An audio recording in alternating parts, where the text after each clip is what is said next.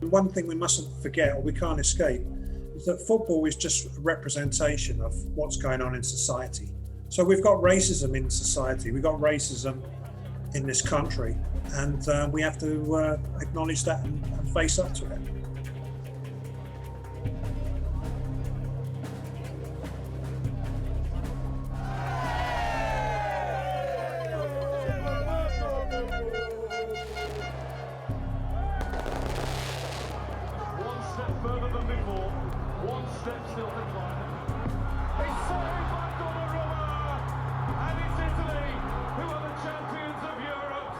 It's certainly not a new thing. It's been going since the probably the late 60s, when the first black players started appearing for teams in this country.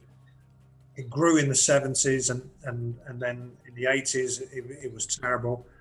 And things did start to improve a little, but it's always been there, you know.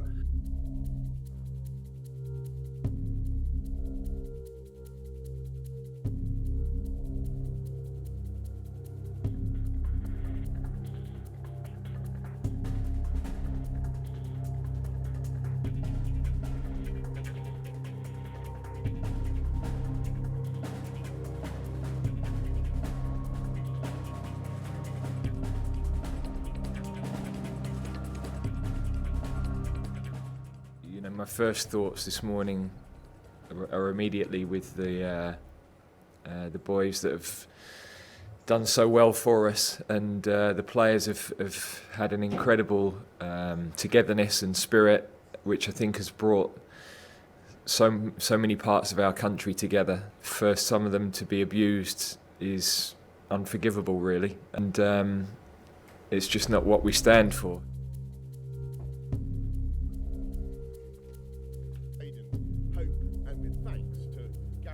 To those who have been directing racist abuse at some of the players, I say shame on you, and I hope you will crawl back under the rock from which you emerged.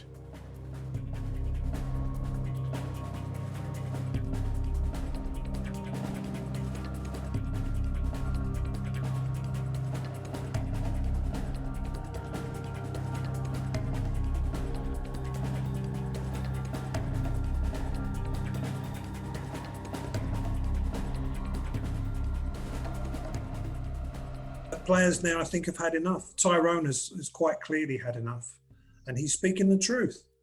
And Priti Patel and the Prime Minister, Boris Johnson, they both tried to distance themselves from taking the knee. They didn't think it was good. They tried to mix it up with politics. And you know, one of the things which is quite bizarre is that the fuss that is made about that taking the knee and saying, this is terrible that they're doing this, but standing by and letting abuse take place, sometimes under their very nose.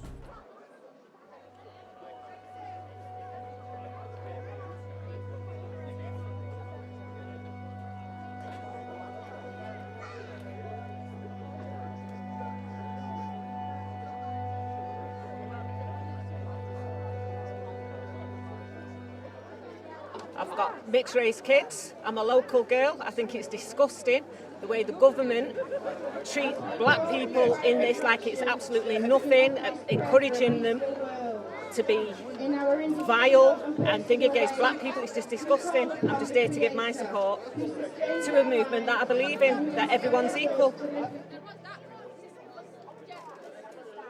When we saw everything that was going on about the whole wall and everything, we thought we'd come here because all the racist abuse that he's been getting, we just think it's absolutely disgusting.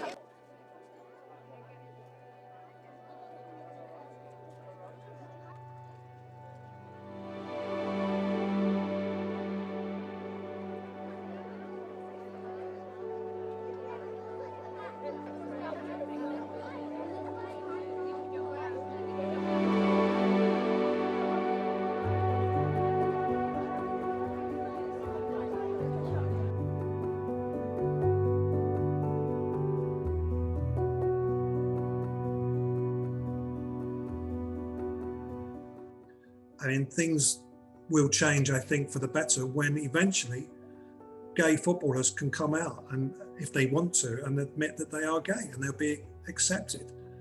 And then we will see another development of football and more people wanting to be involved, and a better society. So that's going to help. But football can't do everything on its own, and it's a reflection of the society that it's part of. So it needs companies, major companies, to stand up, look at themselves. Are we inclusive? Are we doing enough for our communities? Are we doing enough for our workers? Do we have enough representation? And it shouldn't be token representation.